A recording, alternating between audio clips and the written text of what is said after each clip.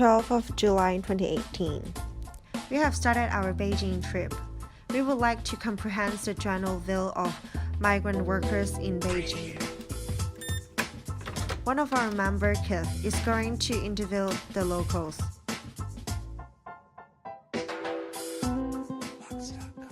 知道在农村来城市打工的人，他们叫什么？你知不知道？可以换一个问题。过农民工。你说的是那种就是建筑工？搬砖。搬砖。就感觉每天都晒太阳。挺有礼貌。农民工他来这里，他也不是很诚实的来这里骗这骗那的，是吧？很辛苦的，环境也不是很好。It seems that most of the interviewees didn't know migrant worker well, so let us define what migrant workers are.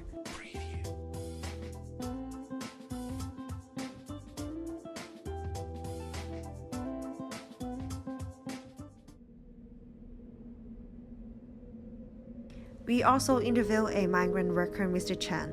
Mr. Chen went to Beijing a few years ago. He mentioned that he wants to earn a higher salary, so he came to work in the city. This is because his work is temporary. Except providing accommodation, the job does not include any social security and welfare, like 五保一金。那除了宿舍住在宿舍以外，有没有什么福利啊？哪有福利？这一天会不会很久啊？几个小时？一天9个吧。What caused these inequalities to migrant workers?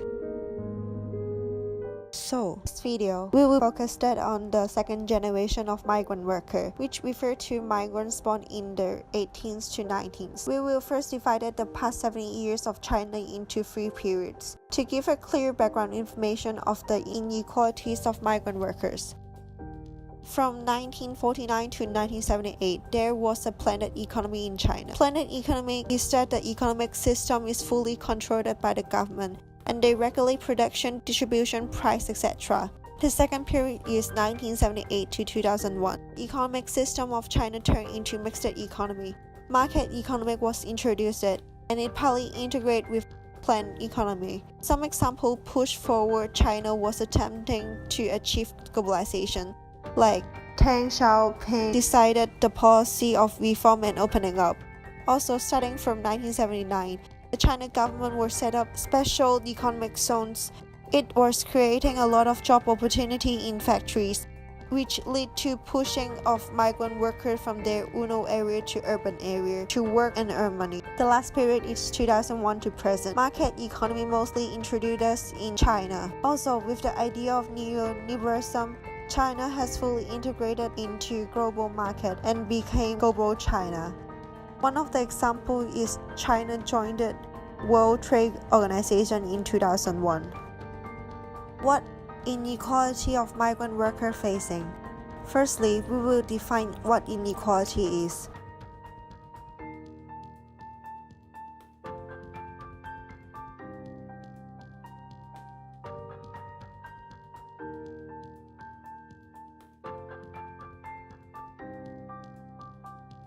Then we would like to explain this issue through 3 aspects: enterprise, government, and society.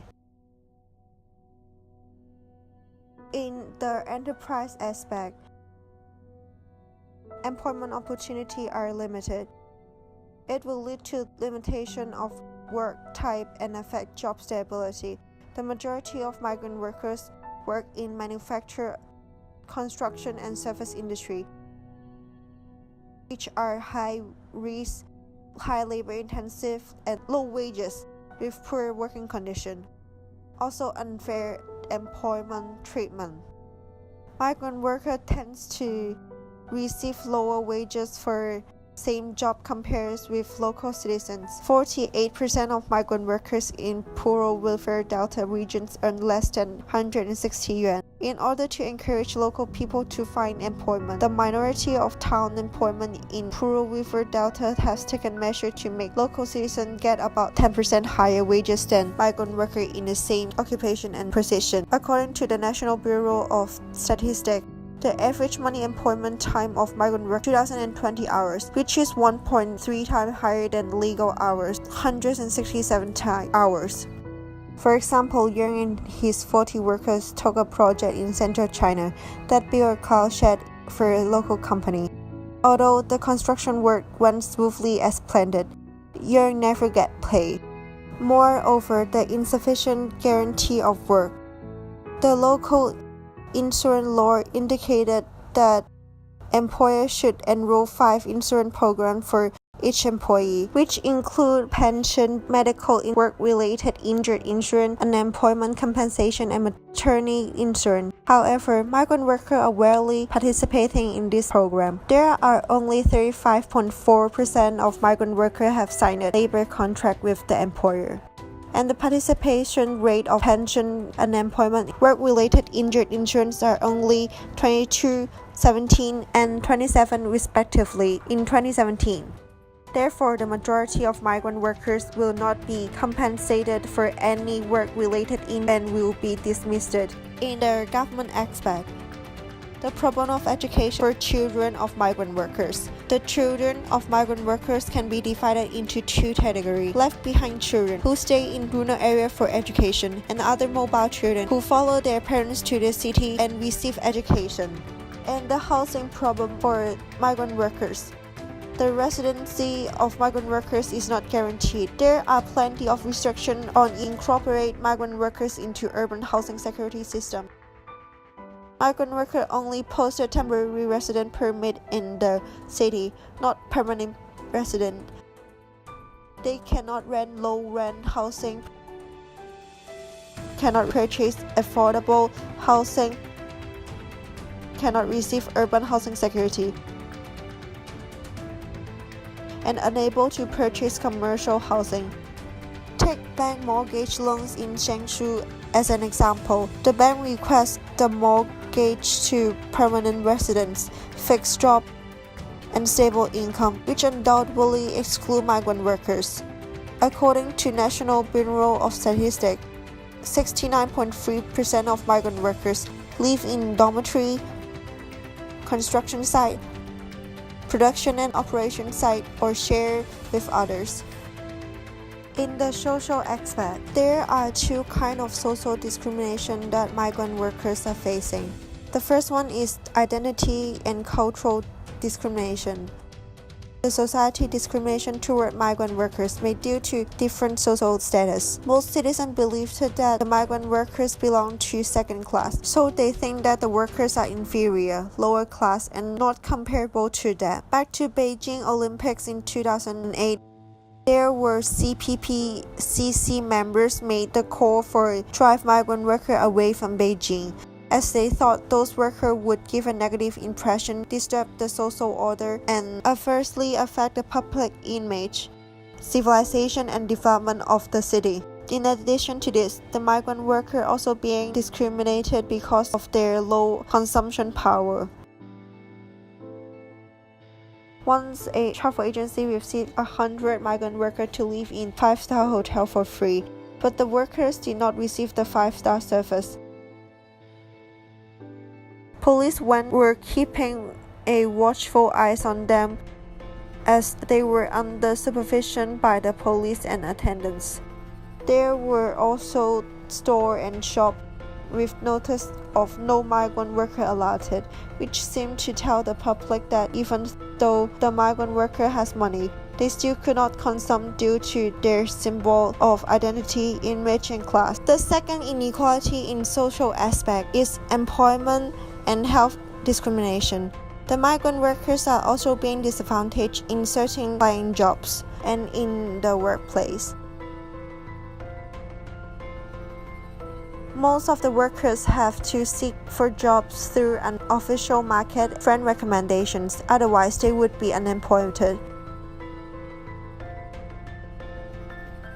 Same job but different pay, overtime working without pay, etc.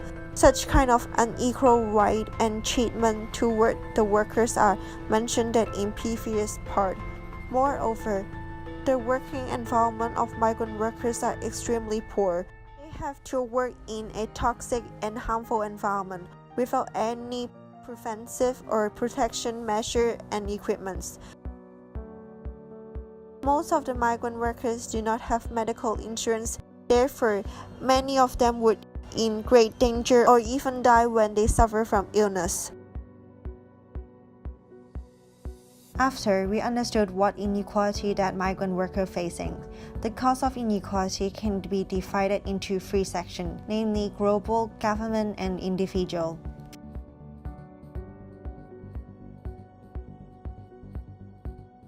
In global,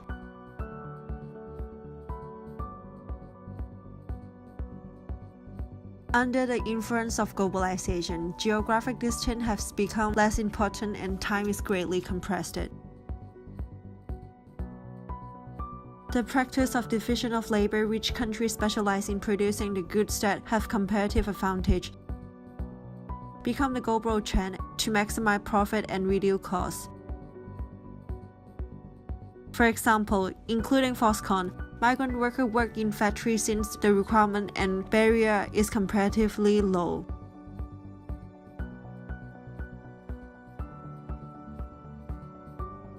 Spread of neoliberalism is a concept that advocates the reduction of significancy and expenditure of government through widespread privatization of state-owned enterprise, industry deregulation, and a confrontation with powerful trade unions. The state opened up its market and reduced the intervention in social protection. This action promoted the inflow of capital and foreign investment. State-driven export-oriented development strategy. To attract foreign direct investment, population distribution has been shaped to create abundant low-cost labor force by relaxing household registration system to allow rural peasants to work in the city, but at the same time, withdraw from the provision of social protection.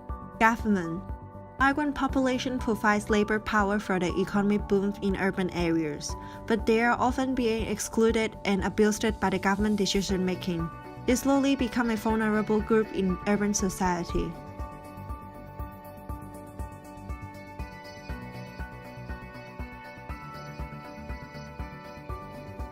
Household registration Wuku system. Wuku system is a governmental household registration system which mainly divided the Chinese population into two segments, agriculture and non-agriculture population. Wuku system initially designed in the 1950s to support the centrally planned economy, which to subjugate population mobility, also serve as welfare allocation system. This Wuku system have deprived the right of rural migrant workers. For example, local residents with urban Wuku can enjoy healthcare, housing, and subsidies. Also, other social welfare benefits provided by local government. Yet, residents with urban Wuku are excluded from it. As a result, it has led to various types of discrimination and inequality among the migrant workers. Unbalanced of urban and rural inputs have a negative impact on national developments. In the 19th, Deng Xiaoping proposed let a part of the population get rich first.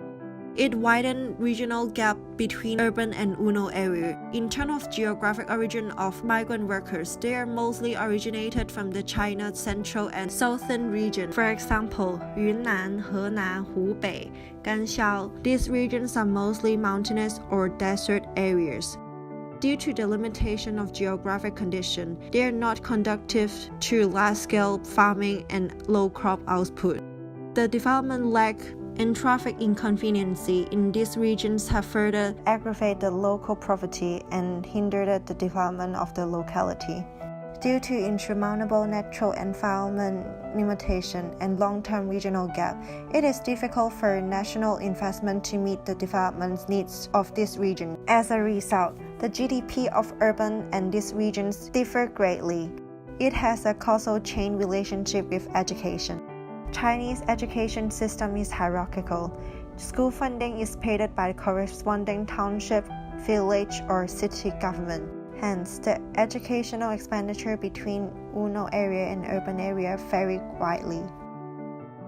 Finally, individual. Besides global and governmental factors, migrant workers itself also has some comparative disadvantages. These disadvantages restrict the development of migrant workers and limit their opportunity.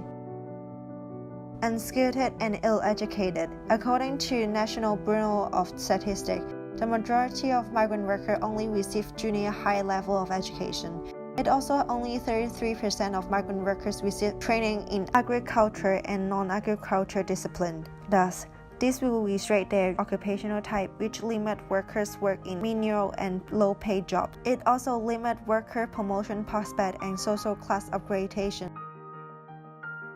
Transient working period refer to workers only seek for job during slack farming season. Therefore, they can only be working as a temporary job. Thus, they won't be protected by labor policy, nor enjoy any employment security. Until now, the phenomenon of inequality is still existing. How can the Chinese government help migrant workers achieve equality? What can we do to help?